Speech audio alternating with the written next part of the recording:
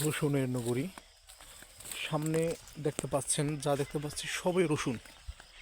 এখান থেকে আমার চোখের সামনে ক্যামেরায় যতটুকু দেখা যাচ্ছে এগুলো সম্পূর্ণ রসুন। এই যে রসুনটা যদি দেখাই,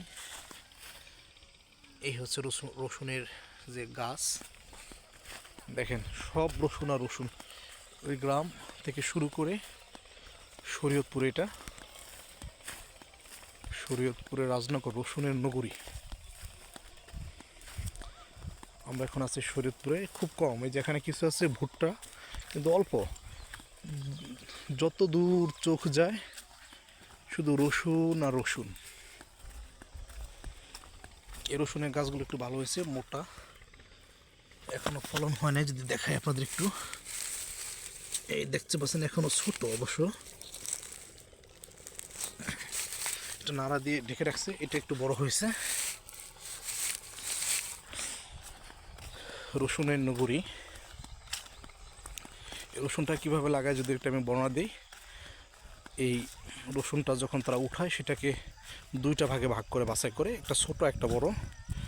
যেটা ছোট সেই রসুনটাকে তারা বিক্রি করে ফেলে সাথে সাথেই।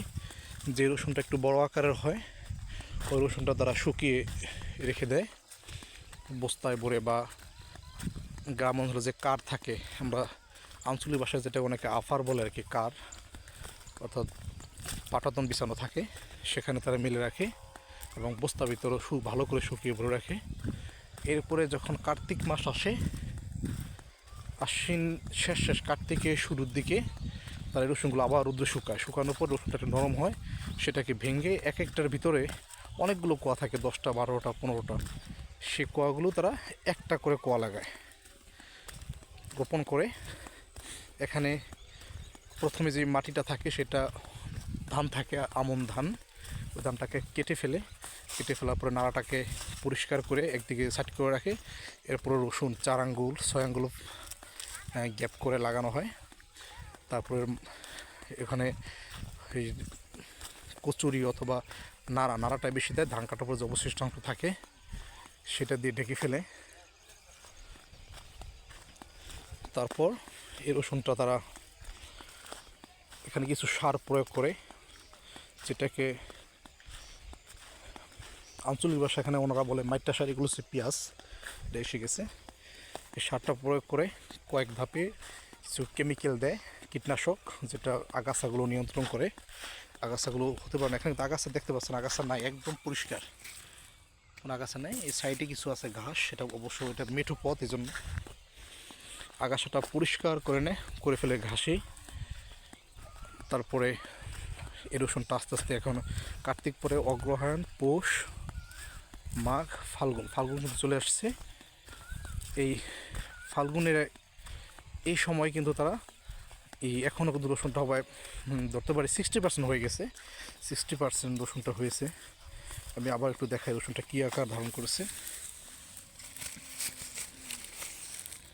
এই দেখতে পাচ্ছেন এখানে কিন্তু 60%, অর্থাৎ রসুনটা কিন্তু আরও এতটুকু বড় হবে এবং তার ভিতরে কিন্তু কোয়া হবে, অর্থাৎ এক একটা কোয়া কিন্তু এখানে লাগানো হয়েছিল। একটা গ্যাপ দেখেন, এখানে 1 বিঘত থেকে আছে 4 আঙ্গুল, 1 বিঘত 6 আঙ্গুল এরকম গ্যাপ করে লাগানো হয়। তারপরে সেই রসুনটাকে, এটা যখন এখন তাজা আছে, কিন্তু রসুনটা যখন আপনার পুরোপুরি হয়ে যাবে তখন কিন্তু রসুনটা এই তাজা থাকবে না। আগাটা আমি দেখাই, এই দেখছেন শিক পুরো রসুনটা কিন্তু এরকম আস্তে আস্তে হয়ে যাবে। এখানে একটা মাথায় একটা গোটার মতো আসবে, যেটাকে আমরা গড়গড়া বলি আর কি, গড়গড়া। তো ওটা যখন চলে আসবে তখন কিন্তু রসুনটা পেকে যাবে এবং গাছটা কিন্তু পুরো গাছটা লাল হয়ে একটু মজা মজা কালার হয়ে যাবে, নাড়ার মতো হয়ে যাবে। এরপর সেই রসুনটা তারা নিয়ে উঠে এখন যেটা করে বর্তমানে চকে শুকায়, এই ফিল্ডেই জমিতে শুকানো হয়।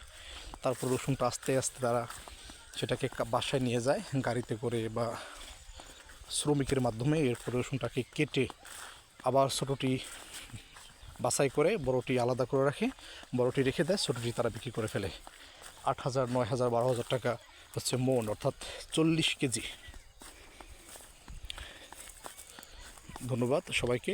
ভিডিওটি ভালো লাগলে লাইক, কমেন্ট এবং সাবস্ক্রাইব করুন।